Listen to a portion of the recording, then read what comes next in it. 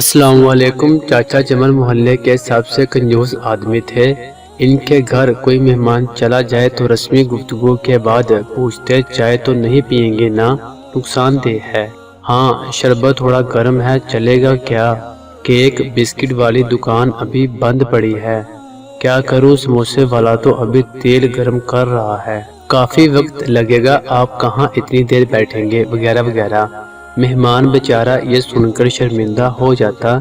ایک دن دوپہر کو کسی فقیر نے ان کے گھر کا دروازہ کھٹکھٹایا۔ چاچا چمن نے دروازہ کھولے بغیر پوچھا، کون ہے؟ فقیر بولا، بیٹا مہربانی کرو، مجھے 10 روپے دے دو، میرے پاس سالن ہے، روٹی لے کر کھا لوں گا۔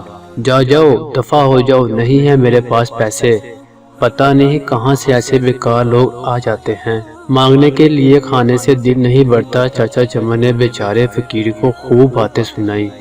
فقیر مایوس ہو گیا، آخر اس کی زبان سے بد دعا نکلی، اللہ تجھے ہمیشہ کھانے سے دور رکھے، تو بھی کچھ نہ کھا سکے، اتنا کہہ کر وہ چلا گیا۔ چند روز بعد چاچا چمن کے معدے میں شدید درد اٹھا، درد اتنا شدید تھا کہ وہ تڑپ تڑپ اٹھے۔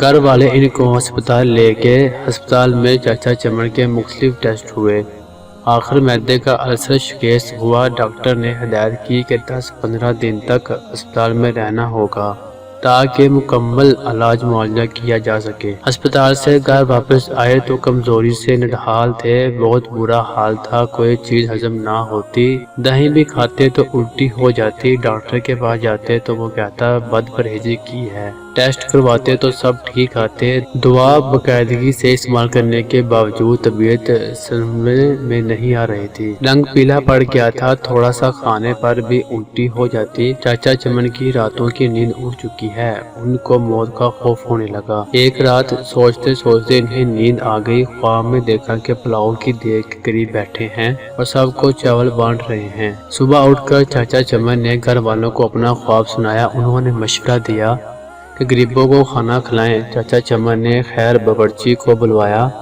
اور اس سے پوچھا، بیٹا پلاؤ کی 10 کلو والی دیگ پر کتنا خرچہ آ جائے گا؟ باورچی نے خرچ بتایا۔ چاچا چمن 10 کلو کی دیگ پر ہونے والے خرچ کا سن کر بڑے پریشان ہوئے، لیکن پھر سوچا کہ شاید خیرات کرنے سے میں ٹھیک ہو جاؤں۔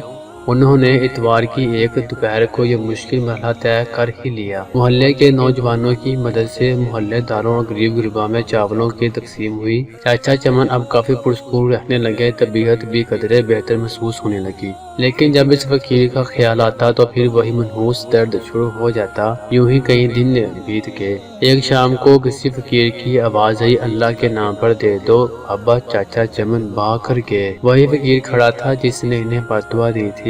چاچا چمن اس کا بازو پکڑ کر اندر لے آئے، فوراً ہی انہوں نے اپنے بڑے لڑکے کو ہوٹل سے کئی قسم کے کھانے لانے کے لیے دوڑایا۔ کچھ ہی دیر میں لڑکا ہوٹل سے شامی کباب، بریانی، قورمہ، روٹیاں اور آئس کریم لے آیا۔ چاچا چمن اور فقیر نے پیٹ بھر کر کھایا۔ جاتے وقت فقیر بہت خوش تھا۔